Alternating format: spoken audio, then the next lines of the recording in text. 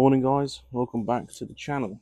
Now if you remember in the last video where I changed the swivel joints out, when we went to put the caliper back on and took it off, it was actually missing the bottom caliper bolt. So today I'm going to show you how to take the old caliper slides out and replace them with new ones. So we'll get right to it. So obviously the first step for you would be to take this bolt here and the one down below. I'm obviously only going to take the top one out because it's the only one that's in there. So we'll do that now. So these bolts are 12mm. So we'll get a 12mm spanner and get it wound out. Now the issue I've had on mine, which I think we'll see when we pull it out, I believe the thread on the bolt has completely gone. So it's not actually holding anything in. But I've got both the slide pin and new bolts. See, as you can see there, the threads on that bolt aren't very good. So take your caliper off while we're here and hang that up somewhere safe. You're not pulling on the line. Obviously, take your brake pads out as well. Put them somewhere safe. I think we'll put some grease on these when we put them back in. There we go. And we'll do it on the car here, and I can show you guys that it's not actually too difficult to do. So next step is to take the old ones out. Now these ones do actually still slide really well. However, the problem is, see if you can see in there isn't actually any thread left. You see on the grey bit there is, but on the brown bit at the front there's no thread left. Meaning, there you go, you can push the bolt in, which you shouldn't be able to do. So they're nice and greased though, they're in good condition apart from the threads being shot. So that's the reason why I'm replacing them, and I'm just going to do them both because as you can see the other one's a bit crusty as well.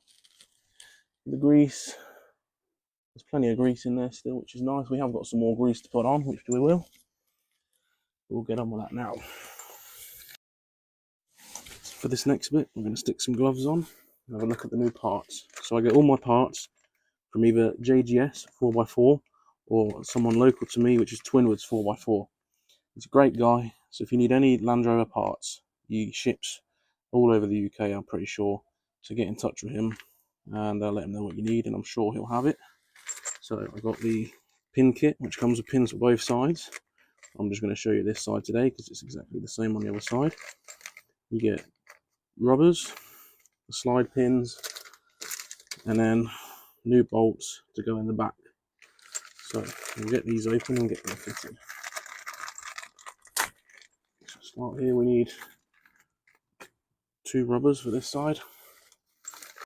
You get a sachet of brake grease. So this is what the inside of the pin should look like. Nice, lots of thread. So what we do is we'll open a sachet of grease. So get your rubber piece, your boot. It's going to go on this way around, so with this circle bit, basically going to go over a little locator on the back of your carrier there. So we're going to tuck that over first, push that on all the way, make sure it's seated all the way around, and then we can get our little sachet of grease. And this is why we got gloves. Squeeze some grease on the end,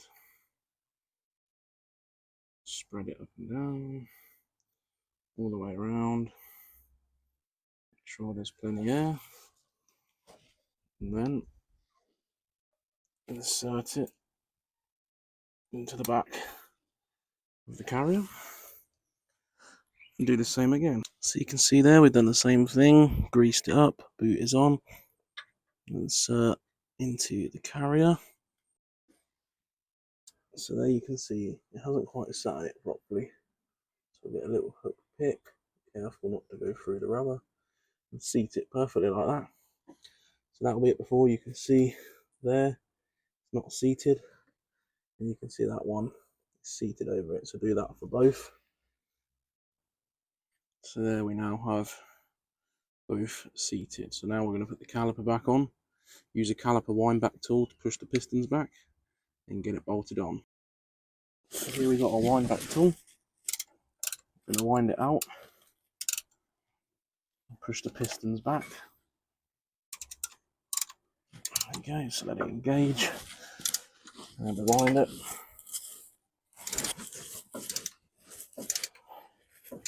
And then also before winding it, we have also taken the cap off the brake fluid reservoir just to give it room to go to and the air to escape. So once that's wound back just enough there, disengage the tool, take it out,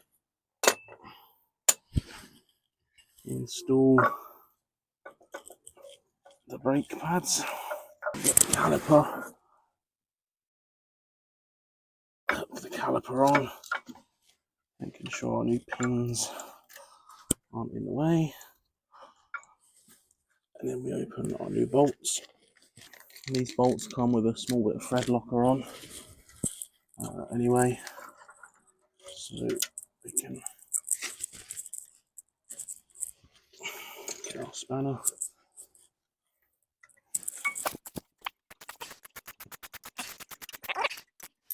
Now these do have a slot in these pins. You can see it's like that side, so you can put a spanner there and hold the pin still whilst you're doing it up, because they can spin around. So you come in here with a spanner and hold it whilst you're doing it up, and that stops the pin from rotating.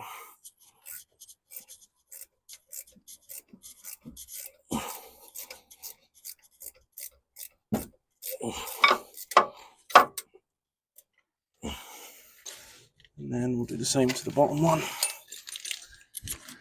and then that's job done.